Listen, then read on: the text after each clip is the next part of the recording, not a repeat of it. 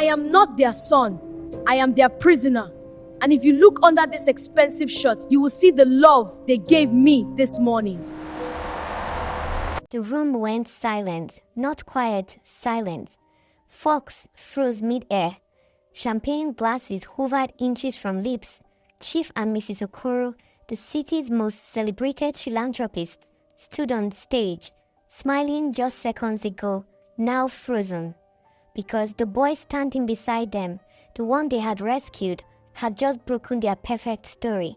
Cameras were still rolling. The elite of Lagos were watching, and for the first time, Samuel wasn't smiling. Everyone called them saints. They built schools, funded orphanages, donated millions, but behind their golden gates, 10-year-old Samuel was living a nightmare, and tonight the truth had finally found a microphone. Chief and Mrs. Okoro had everything money could buy, a mansion that looked like a palace, cars that never saw dust, a name that opened any door, but they had no child.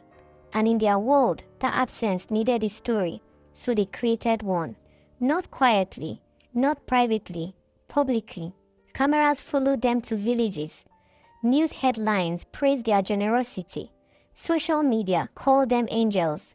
That's how they found Samuel, a boy with bright eyes, empty pockets. He lived in a small village where dreams were whispered, not expected. He wanted one thing, to go to school, to become a doctor. So when the convoy arrived, black SUVs, cameras, people shouting instructions, Samuel thought his life had changed. The adoption ceremony felt like a celebration. Mrs. Okoro cried for the cameras, held him tightly. "My son," she said. Samuel believed her. Everyone clapped. Photos were taken. Promises were made. But the moment the car doors shut, everything changed. The air inside the SUV turned cold. Samuel leaned closer. "But Mama, don't touch me." Her voice was sharp, immediate. She adjusted her dress, pulling it away from him. "This fabric cost more than your entire village." Samuel froze. "I said, don't call me that." Her eyes didn't even look at him. "In that house, you are a worker. You will earn your keep." Samuel's new home was beautiful, but not for him. He wasn't shown a bedroom. He was shown the laundry room, a thin mat, a flickering bulb, and the constant roar of a generator that never slept. That was where he belonged. His first morning started before the sun. A bucket of cold water was dropped beside him. Up! No greeting, no kindness. By 4 a.m., Samuel was already scrubbing marble floors that reflected his small hands. Trembling, if a spot remained, Mrs. Okoro would notice. She always did. One morning, she walked in silently, looked down, then slapped the back of his head. "Is this how animals clean?" He cooked meals he couldn't eat, served plates he couldn't touch, and when the family finally sat down, Samuel waited, standing, watching. Only when they were done was he allowed to kneel by the kitchen corner and eat whatever remained. Sometimes nothing remained. But the worst part wasn't the hunger, it was the pretending. Whenever guests came, Samuel became their son again. Clean clothes, polished shoes, a rehearsed smile. "Tell them how happy you are," Chief Okoro would whisper, his hands resting on Samuel's shoulder. "Tight, too tight. If you embarrass me, you will regret it." One evening, Samuel broke a plate. It slipped, shattered. The sound alone made his chest tighten. Mrs. Okoro didn't shout. That was worse. She walked slowly toward him, picked up a piece, and then punishment came. Not loud, not dramatic, just controlled, deliberate pain.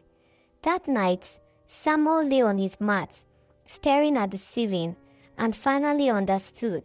They didn't want a son, they wanted a secret. Samuel stopped crying, not because it didn't hurt, but because he started thinking, watching, listening. The chief's study became his classroom. While dusting shelves, he noticed files, stamped documents, numbers that didn't make sense, words like void, transfer, private accounts.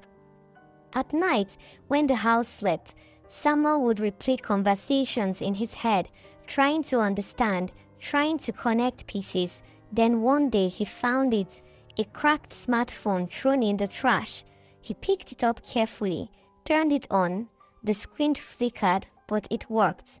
That night, his hands shook as he pressed record for the first time. Footsteps outside, he froze, held his breath. The door didn't open. He exhaled slowly and tried again. Days turned into weeks. He recorded everything. Mrs. Okoro's insults, the chief's conversations, even once, in near disaster, he had left the phone hidden too close. Mrs. Okoro walked into the laundry room unexpectedly, paused, looked around. Samuel's heart was pounding so loud, he was sure she could hear it. She stepped closer, closer. Then someone called her from upstairs. She left. Samuel collapsed to the floor. That was the moment he realized this wasn't just dangerous, it could cost him everything. He almost stopped, almost. Then he met Bashir, the neighbor's driver, quiet, observant. One afternoon by the gate, Samuel rolled up his sleeve, showed him. Bashir didn't speak immediately. He just stared. Then finally he said, "This is not right." Over time, trust grew in small whispers, quick exchanges, hidden glances. Bashir became the bridge. He helped Samuel upload everything.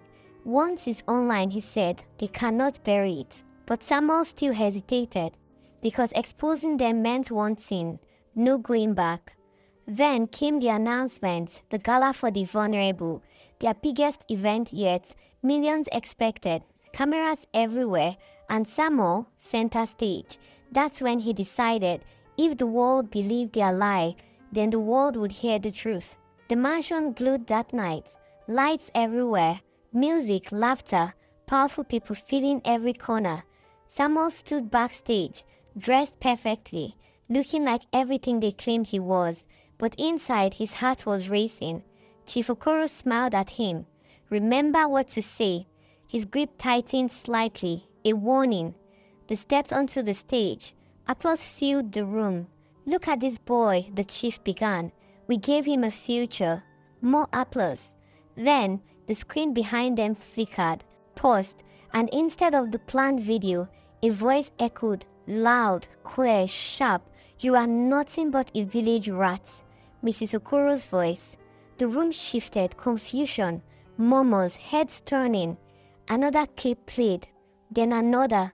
The chief's voice, talking about hidden money, laughing. Turn it off, Mrs. Okoro snapped. Too late. Samuel stepped forward, his hands steady now. He picked up the microphone, looked at the crowd, then at them. "I'm not their son, I'm their prisoner." He unbuttoned his shirt slowly. Gasp filled the room. "This," he said, "is what they call love." Sirens cut through the night, fast, loud, final. Police entered, no hesitation, no confusion. The evidence had already spread. The same cameras that once praised them now captured everything. Mrs. Okoro shouting, Chief Okoro resisting, handcuffs clicking. Their story collapsed in real time. Samuel stood still, watching, not smiling, not crying, just free. He didn't return to the village. This time he was taken somewhere real, a home, not a performance, because true kindness doesn't need an audience. And the Okoros, they spent years building a reputation, but it only took one voice, one truth to destroy it. If you enjoyed this video, tell us where you're watching from and tell us what you learned. Don't forget to like, share and subscribe, and always stay kind.